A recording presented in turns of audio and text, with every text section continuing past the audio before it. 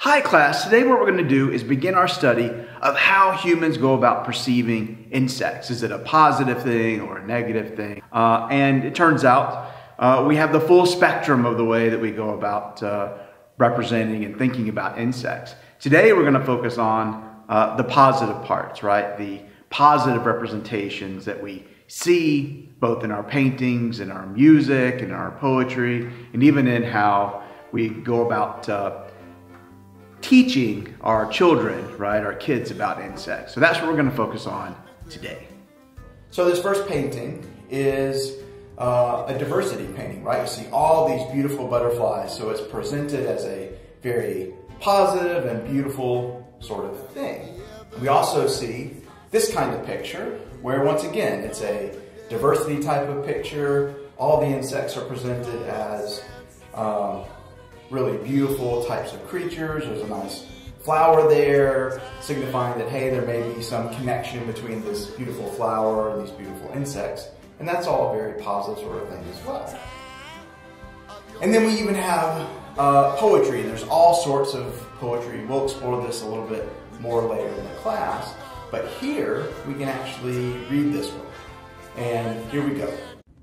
Butterflies fly with their wings spread so wide that it gives us all such a sense of peace inside. They fly by with their very colorful ways. They seem to put a smile on everyone's face.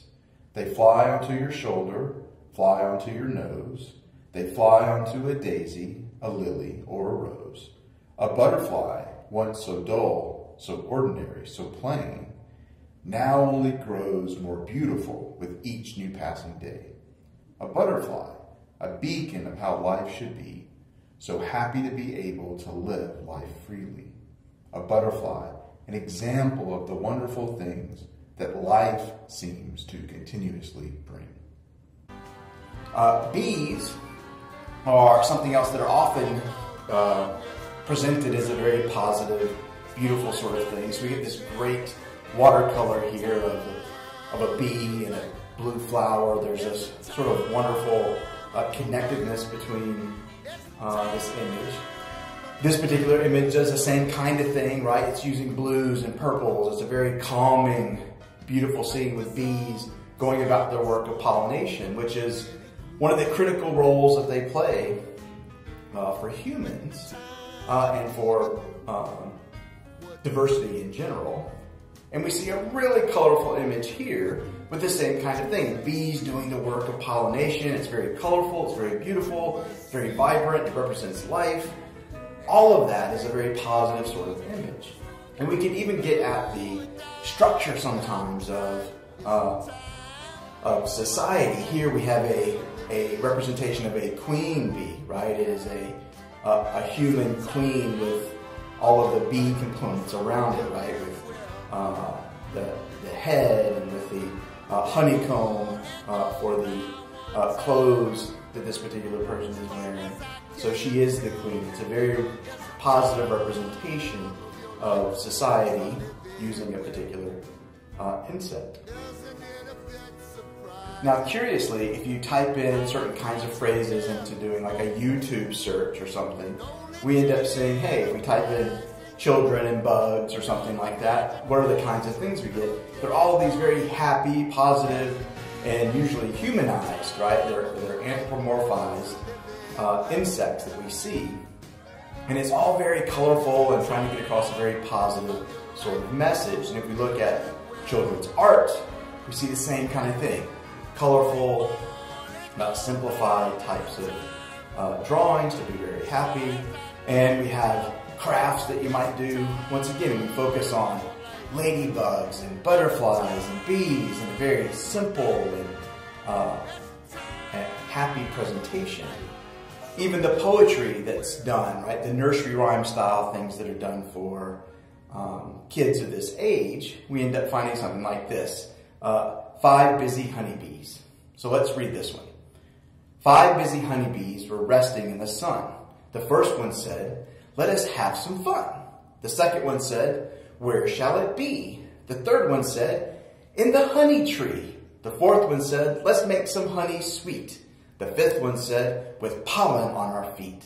The 5 little busy bees sang their buzzing tune as they worked in the beehive all that afternoon. Buzz, buzz, buzz, buzz, buzz. Right, a very cool little nursery rhyme that gets across the activity of bees in a very happy and positive sort of way. And if we look at even something like this cartoon, it ends up representing a lot of different types of insects. They're all colorful, they're all happy, they all do very particular kinds of jobs. That's a very interesting sort of approach. And if we look at it very closely, so let's take these ants, right? They're marching all together. They're all working together to do their particular thing. So it's getting across even a little bit of biology about what the ants are doing, right? They're big underground societies. With bees, we get to see that, hey, they're working to do something good, right? They're doing this pollination sort of work. And they're also making something very sweet like honey, right? Which is also a very positive kind of thing.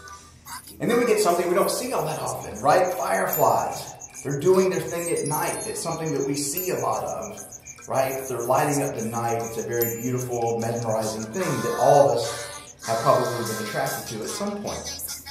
And even with things like caterpillars, right? They're talking about them creeping along, but they're doing it in a very happy, positive way of eating leaves, even though sometimes that might be a bad thing in our agricultural system.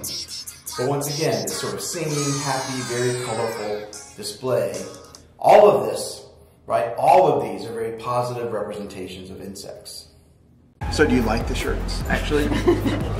Do you like the shirt? I do like the shirt. I think the shirts are cool. I think they look fun. Yeah, it's, that feeling on it is. They had to use some template or something. I wasn't quite sure what was going on. It kind of looks like artificial grass. It does. Yeah, it kind of feels like it too.